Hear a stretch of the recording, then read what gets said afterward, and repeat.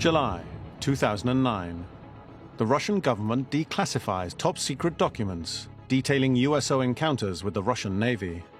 Stunning first-hand accounts of extraterrestrial encounters shock the Russian people and ignite interest from the world's UFO research community.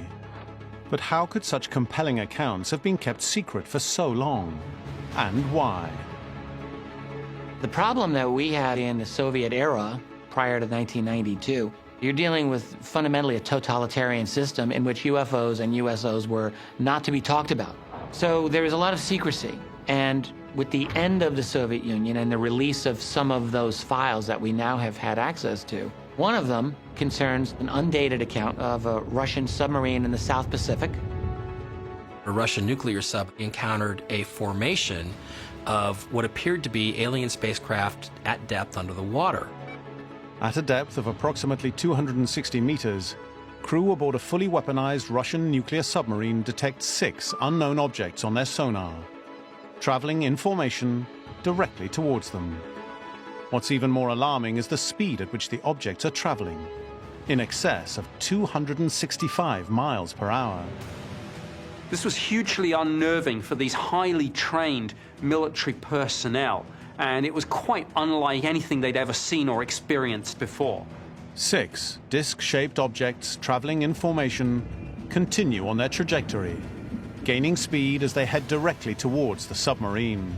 They were going at incredible speeds, but then when the submarine became alarmed at what was happening with these objects and slowed down its speed, the objects did exactly the same thing, mirroring what the submarine was doing.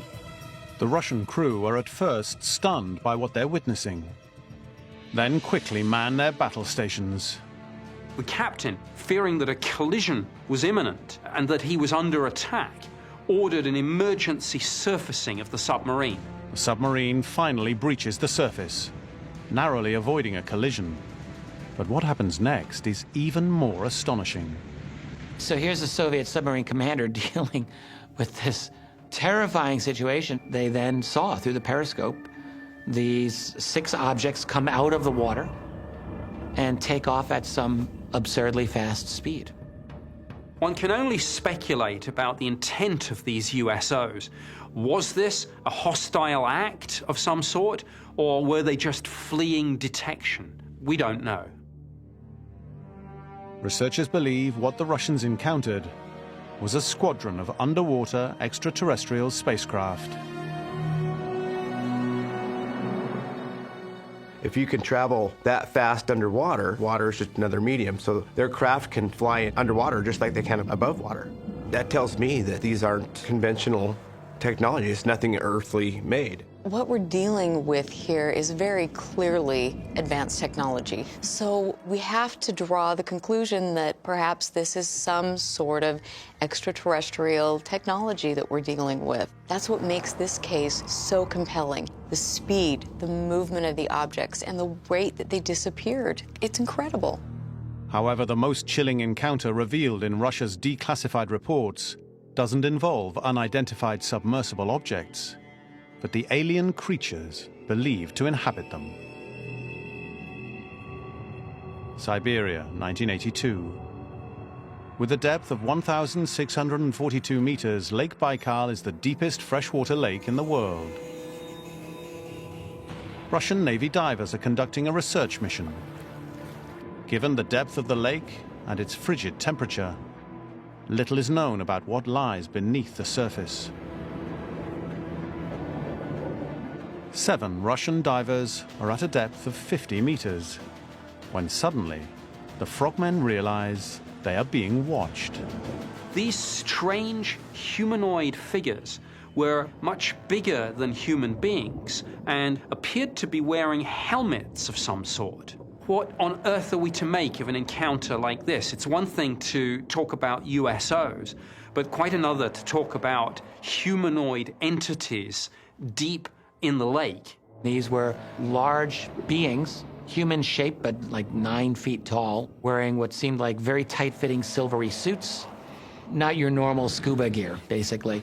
Swimming in the water, what they've come to call the swimmers of Lake Baikal. What were these creatures? Why did they not seem to use what we would be using to sustain life? There were no oxygen tanks. So there are lots of interesting facets to this. You have creatures that are underwater and surviving with technology that we don't comprehend. The Russian divers then make a fateful decision. They try to capture one.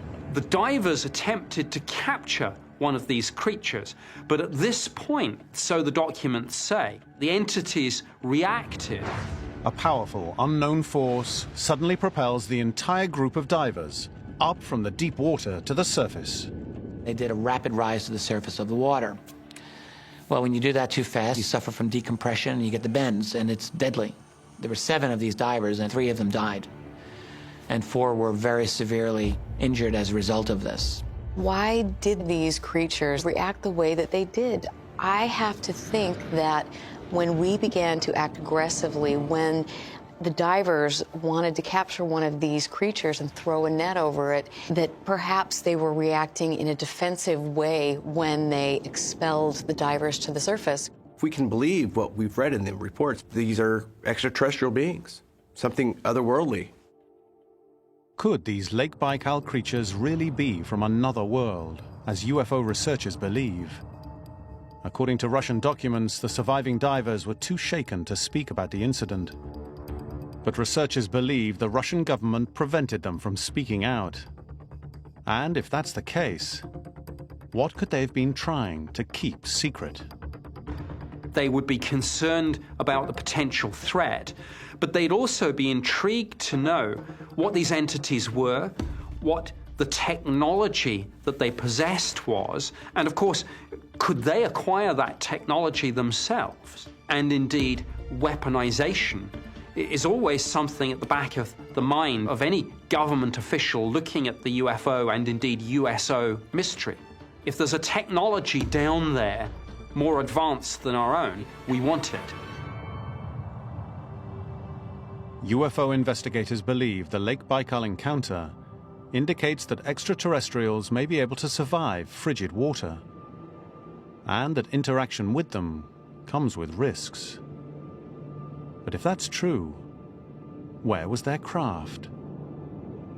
Is it possible they've constructed bases deep below the surface?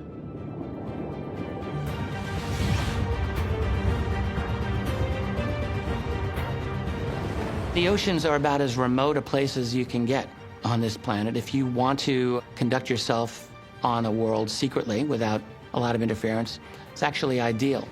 We know less about the deep ocean than we do about the surface of the moon or Mars. It's a complete mystery. Logically, it makes complete sense to actually hide stuff underwater because it would be very hard for a hostile government to actually find an alien base of some kind under the water. You've got all that protection, the mud, the silt, keeps any visual recognition from happening, so it really makes a lot of sense.